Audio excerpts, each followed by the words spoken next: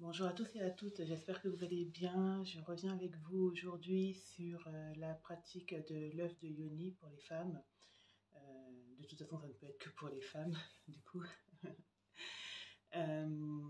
Donc c'est une pratique qui fait résurgence aujourd'hui dans nos sociétés, mais qui en fait date d'il y a très longtemps, puisque ses origines remontent aux traditions taoïstes ancestrales. Et cette pratique était essentiellement réservée aux maîtresses, concubines, femmes nobles et autres épouses des empereurs, afin de leur conférer, de leur apporter une plénitude sexuelle. Donc c'était un rite très pratiqué à l'époque dans ces milieux-là, et donc viser l'épanouissement sexuel tant de l'empereur que de la personne qui partageait son lit à ce moment-là. Donc le terme de yoni, pourquoi on dit œuf de yoni? Yoni, en fait, est un terme sanskrit qui désigne l'appareil féminin dans toute dans sa globalité, c'est-à-dire aussi bien les éléments de sa composition externe que les éléments internes. Et donc l'utilisation de cet œuf permettait une connexion aux énergies sacrées de la femme. Ça lui permettait une connexion aussi avec son temple de création et par extension sa sexualité sacrée et son plaisir sacré. Donc c'est ça qu'elle venait offrir à l'empereur lors de leurs ébats. Les œufs de yoni ont deux particularités, deux bénéfices principaux, enfin deux catégories de bénéfices principaux. La première catégorie est purement biologique, physiologique, au sens où il va permettre une tonification du plancher pelvien. Il va permettre également de prévenir la descente d'organes après un accouchement ou du fait de l'avance en âge. Il va également permettre de travailler sur les problématiques, en tout cas les risques d'incontinence urinaire. Il va effectivement stimuler également la libido. Et donc voilà, il y a un certain type de bénéfices concrets physiques à l'utilisation de l'œuf de yoni, qui sont souvent couplés avec des exercices de yoga, de méditation, de respiration. Par exemple, sur la chaîne, j'ai mis la méditation de l'arbre utérus, méditation que vous pouvez très bien faire avec votre œuf de yoni. Et sinon, pour les femmes qui ont déjà accouché, au niveau des exercices qu'on nous fait faire après l'accouchement pour la rééducation du périnée, ces exercices peuvent également être faits avec l'œuf de yoni. Donc il y a vraiment toute une vie, on va dire, biologique et physique possible avec cet œuf. Ce qui va le plus nous intéresser là au niveau de cette vidéo, c'est tous les bienfaits et toute la spiritualité également qui est rattachée à l'œuf de yoni. Il faut savoir que ce sont des œufs qui sont toujours faits en pierre et minéraux, donc on est sur des produits naturels. Et donc on va aussi récolter les bénéfices de la pierre dans laquelle est faite l'œuf que l'on va utiliser. Mais quelle que soit déjà cette pierre, il faut savoir que l'œuf, dans tous les cas, va venir travailler sur notre capacité d'ancrage, de rééquilibrage et de stabilisation énergétique intérieure. C'est vraiment, ça nous réaligne avec nous-mêmes de par l'insertion de cet œuf dans notre yoni. Donc cela signifie aussi que cette pratique permet d'accéder à un autre niveau d'éveil spirituel, puisque l'œuf va nous connecter directement avec l'esprit et la sagesse des minéraux que nous allons utiliser. Et ça va beaucoup nous apaiser, déjà sur le plan émotionnel, rien que la connexion avec cette sagesse minérale. Et en plus, la plupart des des minéraux ont des propriétés purificatrices, hein, je peux même dire tous les minéraux ont des propriétés purificatrices, ce qui va permettre également un nettoyage des mémoires lourdes que nous contenons, nous gardons dans notre utérus. Il faut savoir que l'utérus en soi est vraiment le lieu chez la femme qui est dépositaire de toutes les énergies que nous traversons. Alors, ça marche aussi pour les hommes au travers de leur chakra utérus. Ça marche aussi pour les femmes qui n'ont plus d'utérus, puisqu'il y a encore l'empreinte énergétique de l'utérus dans leur corps. Donc cela est valable pour les deux sexes. Mais évidemment, et comme vous m'avez entendu le dire tout à l'heure, l'œuf de Yoni s'insère dans le vagin. Donc le travail avec l'œuf de Yoni ne peut pas se faire de la même façon pour les hommes. Et donc cette vidéo effectivement concerne effectivement essentiellement les femmes, donc ayant encore leur utérus ou pas. Donc je disais que le temple de l'utérus est vraiment le dépositaire de tout ce que nous avons traversé dans nos vies. Et c'est dans cet espace-là que vont se déposer les charges négatives de ce que nous avons traversé. Donc, encore une fois, quand il s'agit de traverser des belles choses et de les avoir stockées en nous, c'est très bien, parce que ça nous permet de créer, hein, puisque la création vient de ce temple, forcément. Mais ça veut dire aussi qu'il a conservé tous nos projets avortés, tous nos échecs émotionnels, toutes nos blessures émotionnelles, des pertes d'enfants également. Donc tout cela a constitué des énergies stagnantes qui sont encore présentes dans notre utérus et que l'œuf de Yoni va pouvoir venir nettoyer.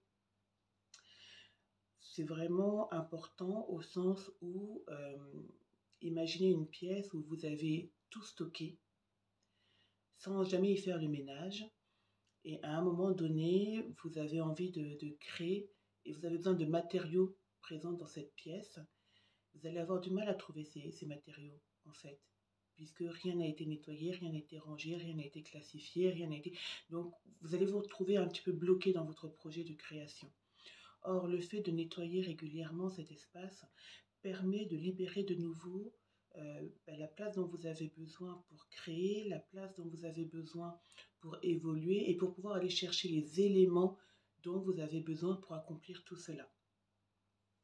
Donc c'est pour ça qu'on parle souvent de la bénédiction de l'utérus et je pense que j'en parlerai de plus en plus, d'autant que je suis en train d'être formée justement par les équipes de Miranda Gray à devenir Moon Mother, donc à pouvoir également apporter cet accompagnement de bénédiction de l'utérus, à pouvoir faire également des cérémonies de bénédiction de l'utérus pour les femmes et les hommes qui en auront besoin. Donc le fait de bénir et de prêter vraiment attention à ce qui se passe dans nos utérus est vraiment très important et de lui apporter des pratiques sacrées comme la pratique de l'œuf de Yoni, c'est vraiment le fondement de notre équilibre et de notre bien-être, mais également de la magie sexuelle telle qu'elle était enseignée dans les temples d'Isis.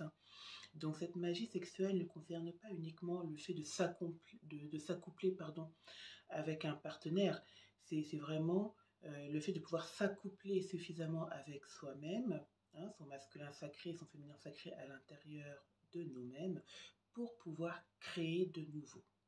Donc la magie sexuelle a vraiment cette capacité à nous mettre dans un élan de vie et de création qui va être au service de notre propre évolution personnelle. La pratique de l'œuf de Yoni permet d'installer en soi ce que justement dans les temples isiaques on nomme la divine impératrice, c'est-à-dire l'autorité spirituelle de cet archétype va nous replacer, nous réasseoir sur le trône de notre pouvoir féminin. Et c'est bien ce pouvoir qui va être réactivé afin de nous permettre de vivre et de créer depuis notre centre de vérité, depuis notre espace de vérité et d'intégrité vis-à-vis de nous-mêmes. Cela implique quand même que certains œufs que nous allons être amenés à utiliser, je pense notamment au quartz rose, qui est très utile pour travailler sur l'amour de soi et les blessures émotionnelles. Il est d'ailleurs fortement recommandé justement quand on a eu des relations sentimentales toxiques ou des abus physiques, sexuels. Donc je pense au quartz rose, je pense au cristal de roche, qui est un amplificateur d'énergie, et à l'obsidienne noire, qui sont des pierres qui ont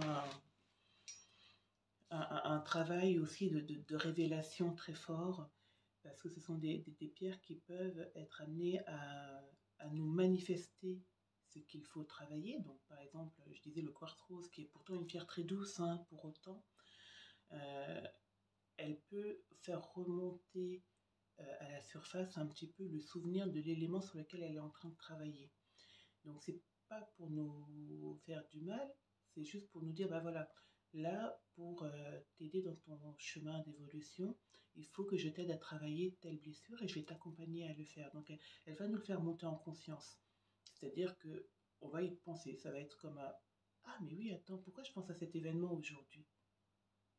Parce que la pierre est en train de travailler dessus.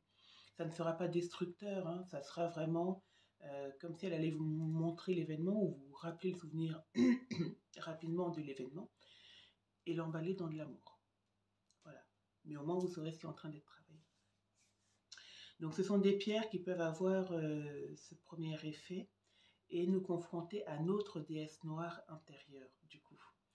Et cette déesse noire, c'est celle qui connaît justement nos coins sombres, qui connaît aussi les émotions pénibles que nous nous cachons. Toutes ces parties de nous qui nous déplaisent, parce que pour guérir, ces parties de nous nous demandent beaucoup d'amour. Elles nous demandent de prêter attention à elles et de leur apporter de l'amour. C'est pour ça que j'ai pris l'exemple du quartz rose, quand je vous disais qu'elle allait montrer l'événement et l'emballer d'amour. Donc les remontées qu'il va y avoir avec ces pierres lors de la rencontre avec notre déesse noire intérieure sont des remontées qui sont éphémères. Hein. Comme je vous disais, c'est comme voilà, une phrase, une pensée qui va traverser votre esprit, mais qui ne va pas s'installer. C'est vraiment juste pour vous faire prendre conscience de ce qui freine votre évolution et sur quoi la pierre est en train de travailler.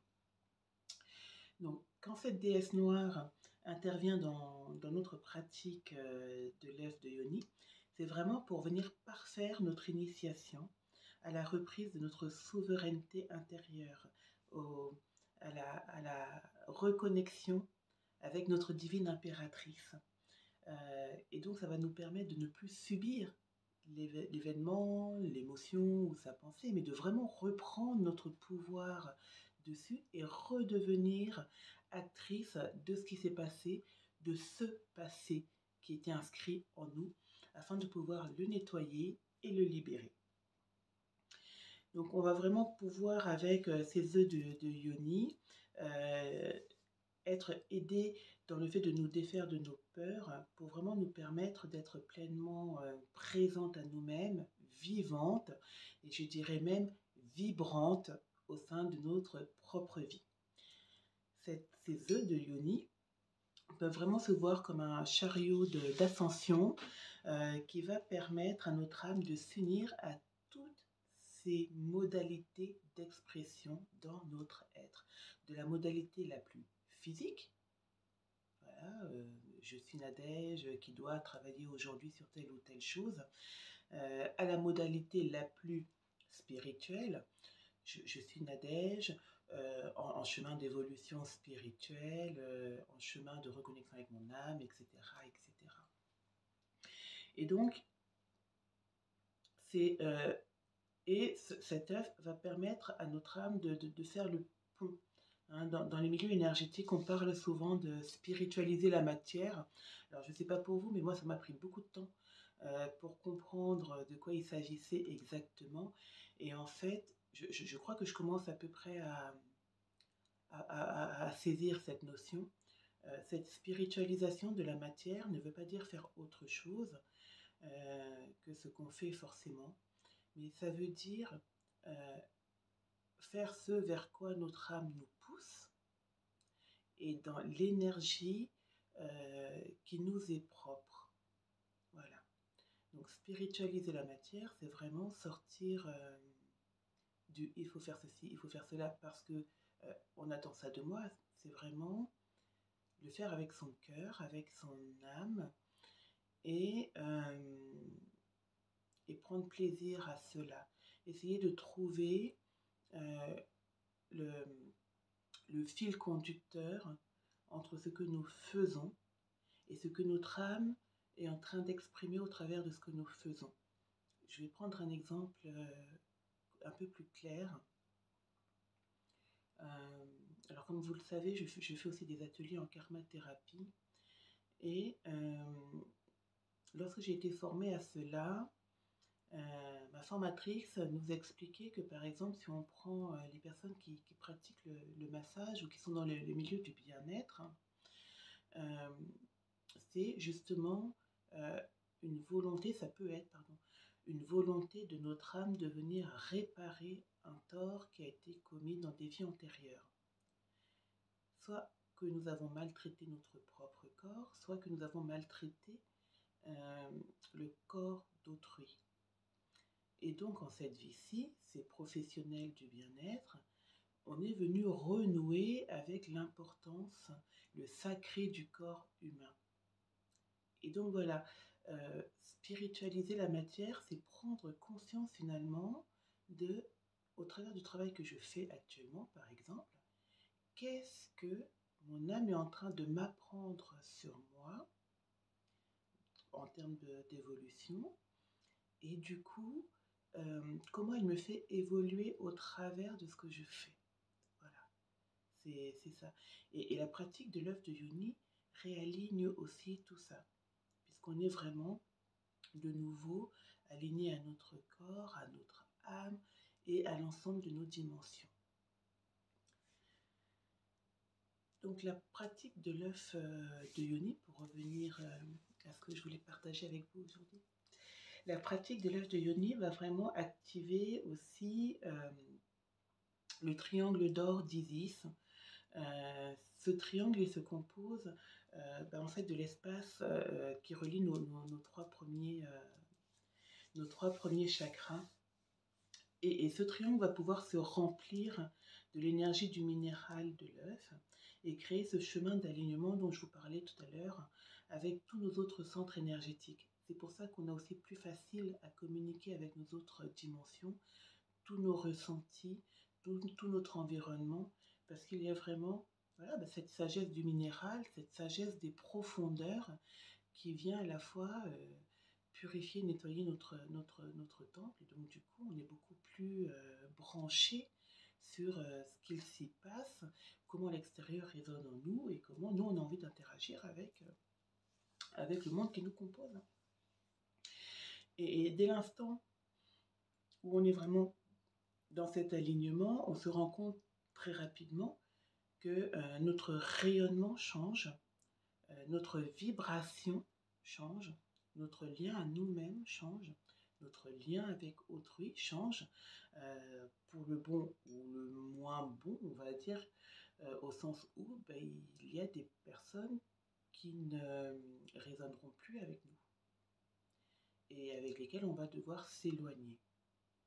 Et ça, c'est aussi un des bénéfices que l'on obtient dès l'instant où on fait ce travail de nettoyage de l'utérus, parce que je vous disais tout à l'heure que c'est un lieu qui contient beaucoup d'énergie stagnante, d'énergie morte et toxique pour notre évolution. Et donc, vous comprenez bien que par loi d'attraction, par loi de vibration, on a attiré également dans nos vies des personnes qui vibraient avec ces énergies déposées en nous et ce qui n'était pas au service de notre évolution d'âme. Donc par conséquent, le fait de nettoyer aussi ces énergies, pardon, excusez-moi, a pour effet immédiat de faire que nous ne vibrons plus avec certaines personnes, ou en tout cas elles ne vibrent plus avec nous non plus, et donc il y a forcément des séparations qui vont être amenées à être réalisées pour que vous puissiez de nouveau être en contact avec des personnes qui vibrent vraiment à la même fréquence que vous et que vous puissiez devenir co-créateur, co-créatrice de vos vies avec ces personnes. Donc, dès l'instant où nous rayonnons de la vitalité, de la santé, de la stabilité et cette reliance à nous, eh bien, nous pouvons avancer beaucoup plus facilement et aisément dans nos vies. Notre pensée est également plus claire, plus posée et on prend l'habitude aussi, beaucoup plus facilement qu'avant, de revenir dans notre intériorité avant de prendre des décisions, par exemple, ou avant de répondre. Ce qui veut dire que la notion de temps aussi se place autrement. Moi, je sais que je suis quelqu'un de souvent assez impatiente.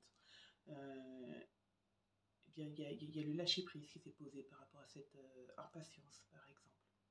Et de comprendre finalement cette notion de cycle, cette notion de temps, et comment elle se positionne dans notre vie, dans le lien avec notre âme, et comprendre pourquoi finalement, pour l'âme, il n'y a pas de temps, en fait. Et il y a juste un chemin d'évolution, et que le temps vient vraiment d'une construction mentale qui échappe complètement à l'âme. Et du coup, on va être plus relié au fait de vivre les choses, de prendre le temps de comprendre le sens des événements et d'essayer de voir en quoi cela résonne ou non avec nous, en quoi cela nous apprend quelque chose sur nous ou pas. Donc ça, c'est vraiment toute la spiritualité qui se cache derrière l'œuf de Yoni et la pratique de cet œuf. Alors ça ne fait pas toute sa spiritualité, hein. Je vous transmets là juste quelques éléments pour que vous puissiez comprendre ce qui se joue derrière cette pratique. Sachant que, comme je vous disais, ce sont des œufs qui sont toujours en pierre et minéraux, donc vous avez également toute la partie spirituelle rattachée à chaque pierre et chaque minéral que vous allez utiliser au travers de votre œuf de Yoni. Alors, comment s'en servir de l'œuf de Yoni? C'est ce que je vous disais tout à l'heure, en le positionnant dans votre vagin. Alors, il y a deux types d'œufs de Yoni. Il y a les œufs non percés et il y a les œufs percés. Donc, ceux que moi je commercialise, ce sont des œufs percés pour que vous puissiez y mettre un fil dedans. Je vais vous le montrer. J'en ai là. Excusez-moi, c'est le temps que je vous trouve un œuf pour l'explication. On va prendre en améthyste, par exemple. Donc ceux que je commercialise, alors ils sont en vente en ligne comme en boutique, hein, donc si vous désirez vous en procurer, vous pouvez me contacter, il n'y a pas de souci. Donc voici un œuf de Yoni, donc celui-ci il est en améthyste. Donc voilà, donc ceux que je commercialise, ils ont un trou de chaque côté en haut pour vous permettre d'y insérer un fil, type fil alimentaire, hein, il n'y a pas de fil spécifique pour les œufs, ce qui va vous permettre d'avoir un système un peu de Tampax. C'est pas très élégant et je m'excuse s'il y a des hommes qui écoutent cette vidéo, mais ça va vous permettre d'avoir un système un peu de Tampax et comme ça vous allez pouvoir insérer de manière confiante votre œuf en sachant que vous pourrez le retirer quand vous en ressentirez le besoin, ou en tout cas quand l'œuf va manifester son désir de sortir. Je vais revenir dessus après. Et puis il y a les personnes qui préfèrent un œuf non percé parce qu'elles sont déjà suffisamment à l'aise avec cette pratique de l'œuf. Et donc, une fois qu'on est à l'aise et qu'on n'a plus envie d'avoir le fil, quand l'œuf aura envie de sortir, il suffira de s'accroupir dans un espace sécurisé parce que c'est de la pierre, hein, et donc ça peut quand même être cassé, certaines pierres sont plus fragiles que d'autres. Et de se mettre accroupi comme une poule, effectivement, et de laisser sortir l'œuf, tout simplement. Donc, je vous disais tout à l'heure, l'œuf peut avoir différentes façons de vous expliquer qu'il a envie de sortir. Et c'est aussi quelque part sa façon de vous enseigner à écouter votre corps. Donc ça peut être, pour certaines personnes, ça peut être l'envie d'aller aux toilettes, une envie pressante d'aller aux toilettes. Donc là, certainement que l'œuf va vouloir sortir aussi, donc faites attention à ce qu'il ne tombe pas au fond de la cuvette et se casse par exemple. Ça peut être, vous le sentez pousser, tout simplement. Il a envie de sortir. Ça peut être au travers d'une légère migraine, une sensation d'inconfort d'un coup qui arrive. L'œuf a envie de sortir. Donc ça va être là pour le coup à chacune de voir comment son œuf travaille avec elle et comment il parle avec. Et c'est aussi pour ça qu'on vous recommande, quand vous l'accueillez, quand vous le recevez, de prendre un temps de méditation avec lui. Alors il y a le temps de nettoyage et de purification, comme vous le feriez avec une pierre. Hein. Par exemple, c'est du cristal de roche que vous avez choisi comme œuf. Eau, salée, déminéralisé, rechargement de la pierre au soleil. Vous pouvez y mettre aussi de l'encens pour le purifier, hein, sauge, palo santo, myrrhe, au Liban, enfin voilà. Ou même de la lavande tout simplement, puisque nous sommes en Occident et qu'on a beaucoup plus de facilité à trouver de la lavande plutôt que du palo santo qui nous vient très très loin et qui crée quand même une empreinte carbone qui n'est pas terrible. Apprenons aussi à faire avec ce que nous avons, la sauge de notre jardin, de la lavande, du basilic, ça fonctionne aussi très bien. Et voilà, ça fait très bien. Donc on vous invite vraiment à faire tout ce travail de nettoyage et de purification de l'œuf et une prise de contact avec lui. Ça peut être déjà lui dire merci, l'accueillir, bienvenue dans votre vie, faire une méditation avec lui, vraiment prendre ce temps de le ressentir. Vous pouvez jouer avec lui sur votre corps, voilà, créer un lien. Vous pouvez dormir avec lui une première nuit, le temps de vous sentir prête à l'utiliser. Enfin, mettez en place n'importe quel rituel qui vous parle, mais qui indique voilà, la bienvenue à l'œuf. Et donc quand vous êtes prête, vous pouvez commencer à l'insérer dans votre yoni et commencer à cheminer avec lui tranquillement. Je déconseille de l'utiliser pour dormir parce que voilà, à un moment donné, votre yoni a aussi besoin de repos. Et rien que le fait de l'avoir en soi fait déjà travailler le plancher pelvien. Donc, voilà, à un moment donné, voilà. Je déconseille également pour la même raison de le garder toute une journée. Dites-vous que voilà, vous le gardez 2 heures ou 3 heures, et puis maximum. Et puis vous l'enlevez. De toute façon, il va s'exprimer avant hein, pour vous dire qu'il veut sortir. Donc, voilà. Et comment l'entretenir? L'entretien, déjà au niveau hygiène, une fois que vous avez fini de l'utiliser, utilisez un savon doux pour le nettoyer, le passer à l'eau claire et le conserver dans un espace où il sera à l'abri de la poussière. Hein. Donc, en savon doux, vous avez beaucoup de choses hein, maintenant. Hein. Vous avez du savon au lait d'ânesse, du savon au lait de chèvre, même les savons que l'on utilise pour le nettoyage intime féminin. Donc voilà, des choses très douces. On est vraiment dans un lien de douceur hein, avec l'œuf de yoni. Je pense à une chose, je n'ai pas parlé de la taille des œufs de yoni. Alors l'œuf de yoni, vous verrez, ils existent souvent en 3 tailles. La toute petite taille, toute petite. Donc celle-ci, elle est très bien pour les jeunes filles qui viennent juste d'avoir leurs règles, parce que l'œuf de yoni peut s'utiliser dès l'entrée dans la féminité sacrée, réglée et cyclée. Donc dès les premières lunes, les jeunes filles peuvent utiliser ce tout petit. Voilà, c'est adapté. Ce tout petit œuf peut également être utilisé en bijoux, voilà, pour les femmes qui souhaitent porter aussi autour de leur cou l'œuf. Il peut être utilisé aussi en massage pour le faire rouler ou sur les points de chakra hein, au niveau de son extrémité. Ensuite, on parle de l'œuf de taille moyenne pour les femmes qui ont déjà commencé à avoir une sexualité, mais qui n'ont pas, par exemple, enfanté. Donc, il est très bien également pour ces femmes. Il peut être utile aussi pour les femmes qui ont un petit vagin ou un vagin assez étroit, pardon, et pour les sportives également. Et puis là, on a le plus grand, qui est de la taille d'un...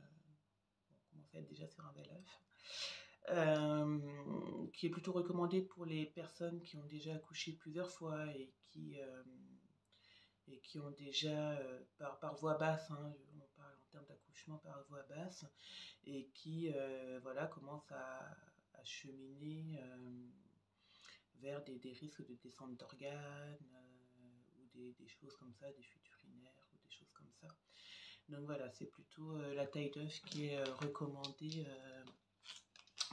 pour ces femmes.